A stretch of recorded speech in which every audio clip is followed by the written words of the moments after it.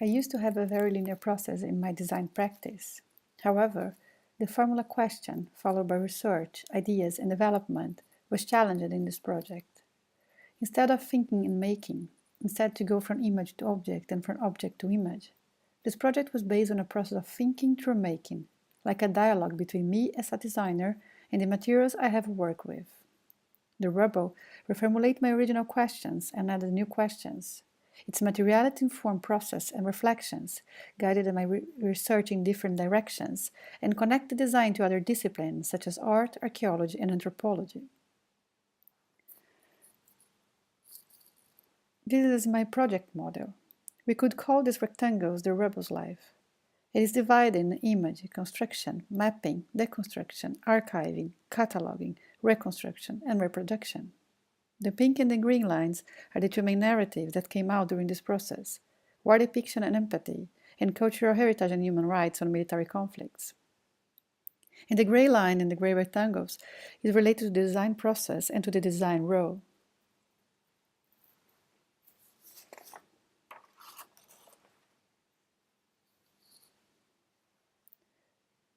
What do these pictures do with us? These images can shock us, but they don't help us much to understand. These photos frame our understanding of war. By framing, they exclude. They can represent the results of destruction, but cannot articulate its causes. Are we merely voyeurs? The Syrian war has been covered in real time by cell phones, Twitter feeds, maps that remind games. But all these materials have been spread through internet without historical context. The lack of context and the massive exposure increased by the digital era make the reality becomes less real. The representation becomes a spectacle. The awareness of the suffering that accumulates in wars happening elsewhere is something constructed. It flares up, is shared by many people, and fades from view. It creates sympathy, and it trivial sympathy. An abstract feeling of compassion is all that remains. How to make this construction to be remembered by its context and its comprehension? How to make this construction to not fade? How those who haven't experienced the reality of war can understand the pain of the others? Where is this place? I have the impression that I saw this place a lot of times in my life. Same scenario, same colors, versions of the same tragedy. Change the title and it could be the depiction of a tragedy that happened anywhere. This image constructs in my mind an idea of generalization to those places, an idea of displacement, the identification, and therefore dehumanization.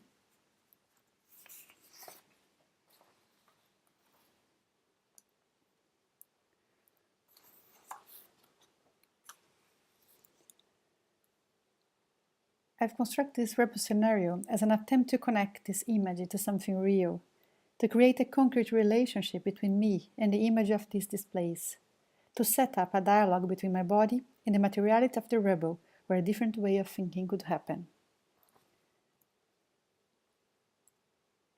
Moreover, by constructing this rebel scenario out of the debris of a demolished building in Sweden and broken ceramic pieces discarded in design process in the Art Deco building, I established a connection between the displaced image of Syria and the place where the project happened, Gothenburg and Art Deco.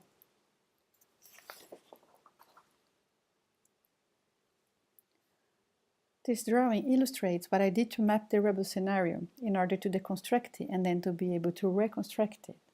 2 cameras to film the whole process, one in the ceiling, another in the corner. Around 128 photos of the rubble to produce a 3D model that after will help in the reconstruction. And a top view picture with a grid where I could map the position of each piece. I borrowed Tim Ingold's concept of making to explain why the process I went through might be relevant to the design practice. I could say that it is a process of growth. It means to put myself since the beginning as a participant in what he calls a world of active materials. In the process of making, I join forces with the materials, bringing them together or splitting them apart, synthesizing and distilling in anticipation of what might emerge.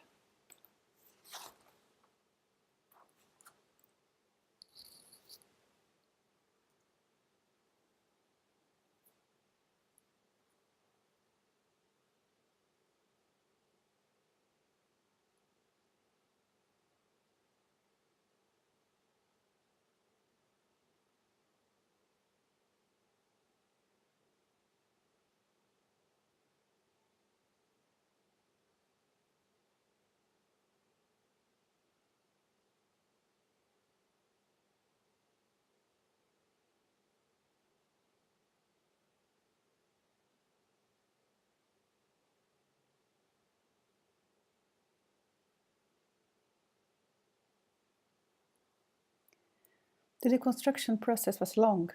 I had to divide it in several weeks because after some time doing it, it becomes painful. I felt too much pain in my back, so I visited a physiotherapist in order to be able to go on with the process. Besides following her suggestions of better positions and movements, I had to do intervals to do this exercise to relieve the pain. I didn't feel myself doing this because at that time I didn't see it as a part of the process.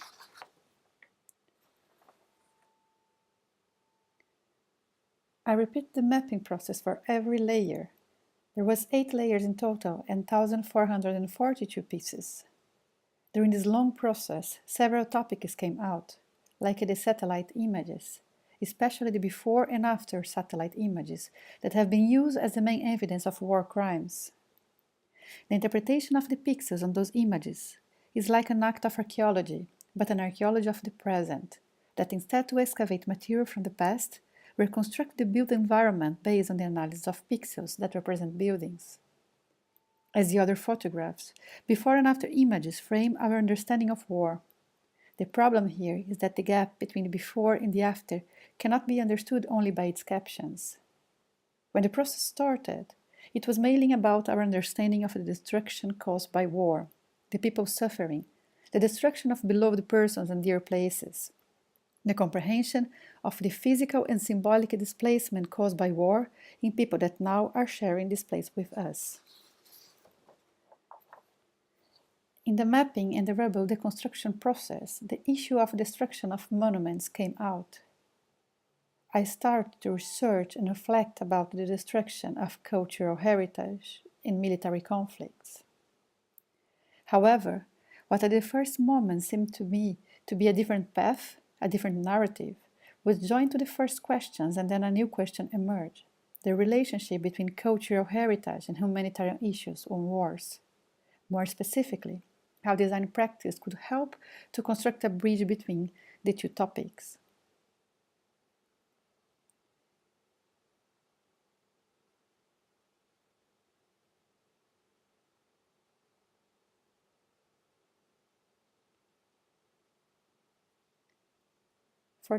For the first time, the International Criminal Court of The Hague convicted a man as a war criminal based only on cultural property destruction.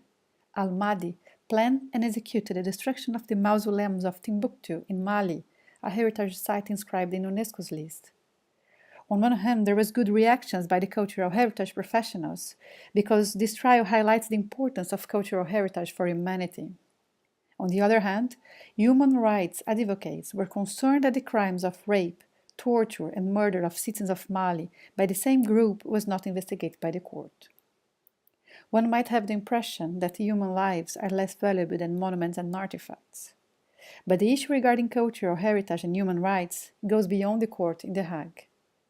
I researched and reflect on this topic in an essay that was part of the thesis.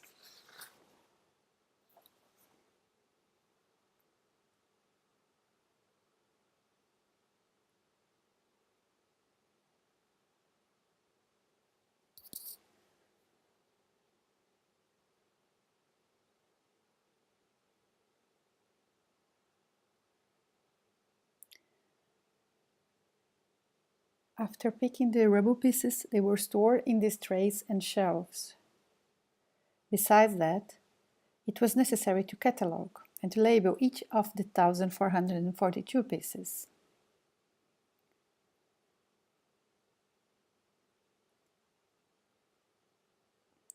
Each piece was catalogued by taking pictures of each one separately and by developing a code system to identify them.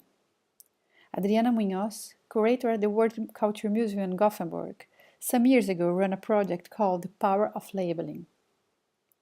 That project aimed to criticize the one-dimensional way in that knowledge have been constructed around collections in ethnological museums in Europe. The object of study of that project was a collection from more than 1,000 years ago from Bolivia that was purchased in the 70s by the director of the Ethnographic Museum in Sweden. By labeling these objects at that time, they were highlighted as tools for using narcotics. But they were medicine instruments for a group of medicine men that exists since the Incas period. That project questioned the power of interpretation and classification, the power of exhibiting material to talk about people, the power of collecting, the power of labeling. The way in which museums has classified objects and the connection between cataloging objects and people is in itself a power issue. We cannot go on doing these things the way they have been done without asking ourselves what ideology we are reproducing with these routines. Working with collections must be a dynamic process, including many voices and diverse knowledge, without ranking. According to Adriana Munoz, the creation of World Culture Museum in Gothenburg had the idea that non-European objects could help in the integration of non-European immigrants. This idea, however, reinforced the dichotomy between we and the others, a concept that has been guiding cultural heritage discourse. This concept is known as clash of civilization argument, and it is a dangerous and superficial argument that sees separate areas in the world rather than intertwined histories. Indeed, this contrast between our values and their values is very related to the destruction of cultural heritage and also to the war itself. The narrative that framed the destruction of the monuments in Palmyra in Syria and Mosul in Iraq, for instance, were simplified by this dichotomy. The international community protecting universal values in one side, and the Islamic world destroying them in the other. To criticize meaningfully the destruction of cultural heritage in Syria, Iraq, and anywhere, it is necessary first to criticize the institutions and the criteria used in cultural heritage practice, because these criteria have been constructed along with the same geopolitical favoritisms and by the same state apparatus that leads to war. In other words, if the criteria used in cultural heritage discourse is defined under this dichotomy between we and the others, shouldn't be the practice of professionals who work in this field, where we designs were included, to challenge it in order to do not reinforce this clash that leads to more war and destruction?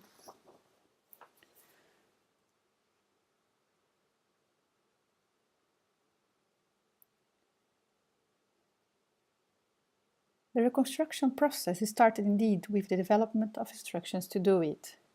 Using the code system, the images of isolated pieces, and the 3D models of each layer, maps were developed and the printed versions of these maps can be used to locate, to identify, and to position each piece.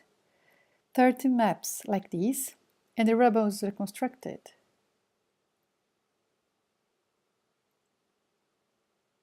Or an animated version can be projecting the real size over the wood board and guide the performers to position every piece in its original place.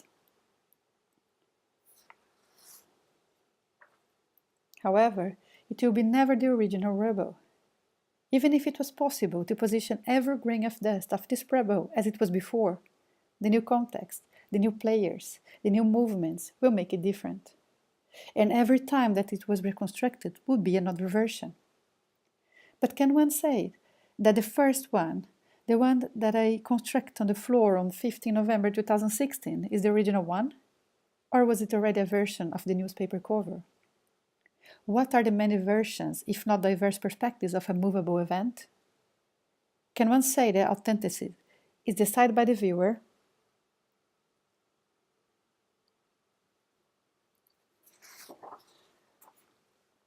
Is the Palmyra ruins after the destruction by ISIS just another version of the ruins that have been changing since its construction? Should we physically rebuild Palmyra, or these many versions are already a reconstruction process? There are meaningful and valuable ways to give an afterlife to destroyed buildings and artifacts, through the representation of its destruction. These representations demonstrate that in many cases, destruction is less an endpoint than the beginning of a process of meaning-making. Therefore, the absence of a monument does not mean it will be lost or forgotten, but rather that its existence could be defined, for instance, through a specific mode of image production. Once the monument's potential for destruction begins to function as the most meaningful aspect of the monument's existence as an object, then its destruction becomes its realization.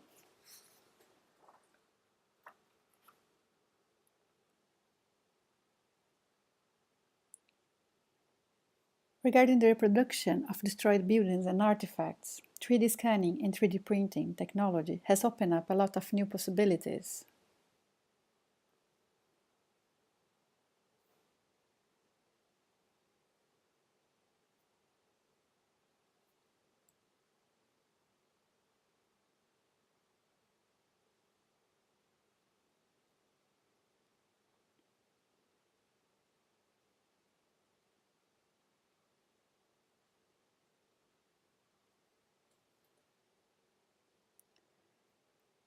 These are the 3D models of the 8 layers.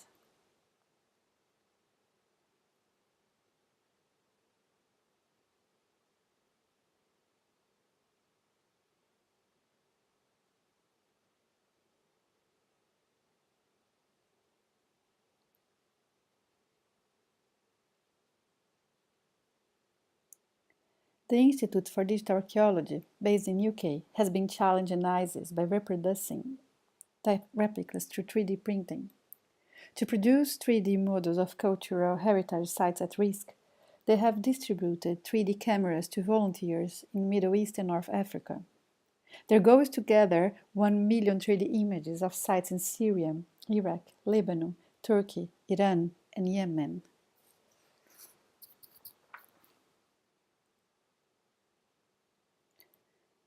This institute has 3D printed the Ark of Palmyra, which has been assembled in London's Trafalgar Square. As the Institute's director, Roger Michel, said, it is really a political statement. We are saying to them, if you destroy something, we can rebuild it again. Should we be aware to do not make the same mistakes by labeling this data? It means by giving a one-dimensional meaning to those places, like it has been done in ethnological museums, for instance. Is it a kind of looting to get the ownership of these virtual places when they will not exist physically anymore? By challenging ISIS with the 3D printed Palmyra Ark in London city centre, are we not reinforcing the dichotomy between we and the other? As designers who work with curation, exhibition, restoration, and digital heritage, we must be aware of our responsibilities regarding this issue.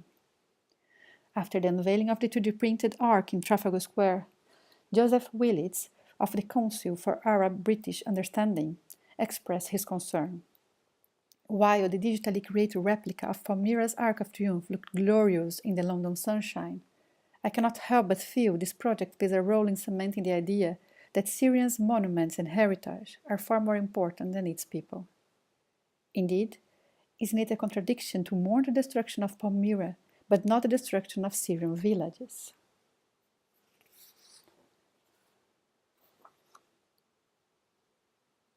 At this point, meet and talk with Syrians who moved to Sweden to escape the war becomes crucial.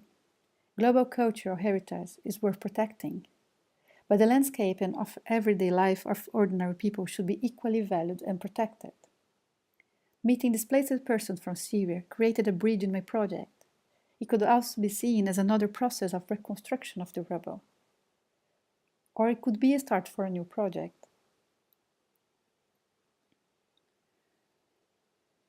During development of this project, I was questioned how I would connect the Syrian stories to the rubble. Actually, the need to meet them came out from the rubble process. I've applied similar methods of those used to monuments to represent the destruction of Syrian's ordinary places. My intention was to address the destruction of their places deserved the same importance as the destruction of Palmyra. Besides that, the interview script itself was developed following the rubble process.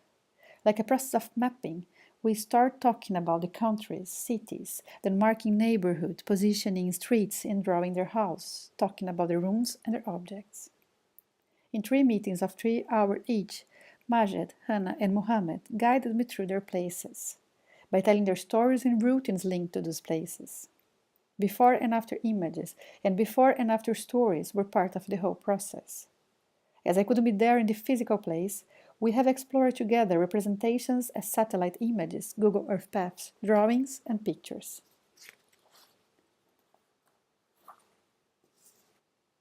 Majed is a 27-year-old guy who lives in Gothenburg now. But let's go back on time and place to tell his story. Let's go to Daraya, suburb of Damascus, Syria, in the year 2000.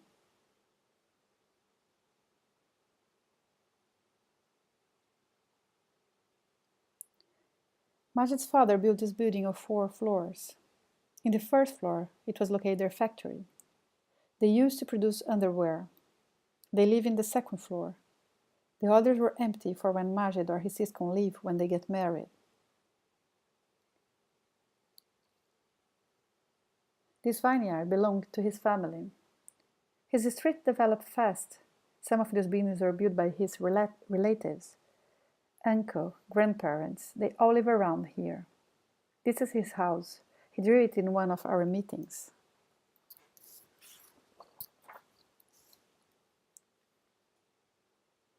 In 2007, his family started to build a big mosque in Daraya. In 2009, it was ready. They built this place in the vineyard where they used to have barbecue every Friday. In 2011, his street, which goes directly to Damascus city center, was paved. He used to take the street to go to the university. He was studying mechanical engineering when the revolution started. The Raya's people were against Assad's regime, so their family knew they were not safe. His father moved with his family to Egypt, except by Majed, who moved to Damascus to continue studying.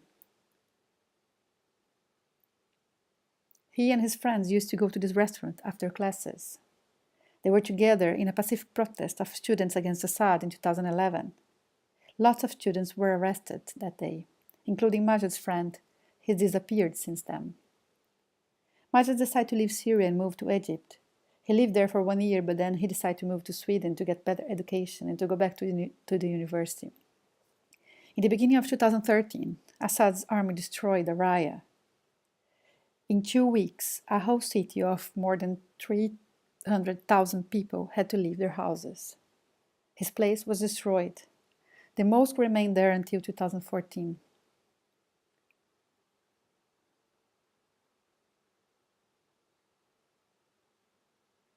This is the only picture that Majid has from his street. He said he never thought about to take pictures of his place. He thought to be always there. Now Daraya look like this. The bridge between cultural heritage and humanity cannot be constructed by a trial in The Hague. The global cultural heritage is worth protecting, but to build a bridge between cultural heritage and human rights, it is necessary to consider that equally essential are ordinary built environments that are meaningful to people on the ground rather than to the international community and World Heritage Organization.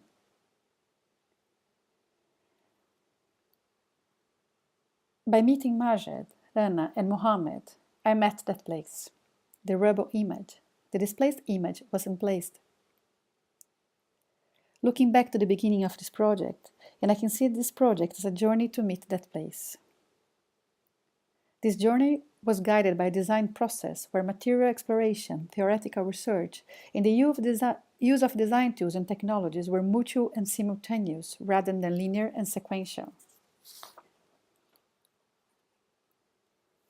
Back to the World Culture Museum in Gothenburg, Adriana Munoz said that in the last years, the museum becomes a Gothenburg living room, where feeling good replaced the critical view on the power of classic collections. The message, "You're welcome at my home," is clear. As the other, a Latin American, a non-European, I felt uncomfortable when I visited this beautiful living room, where objects looted or purchased from my country and my neighbors are exhibited in the glass cupboard.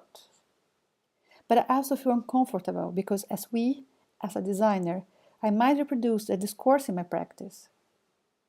The project started with the idea to use my design process and skills to help us to understand the other's pain. And it ends up in the comprehension that we designers must reflect that in our practice we might reproduce ideologies that reinforce the mechanisms that lead to the destruction of the other. During this project, I realized that my role as a designer is not borrowing Tim Ingold's words again, to impose my designs on a world that is ready and waiting to receive them. The most I can do is to intervene in worldly processes that are already going on, adding my own impetus to the forces and energies in play. So I conclude that it is not only necessary to reflect on our responsibility as designers on reproducing problematic ideologies, but through design process we can indeed criticize, intervene, and contribute on social justice issues.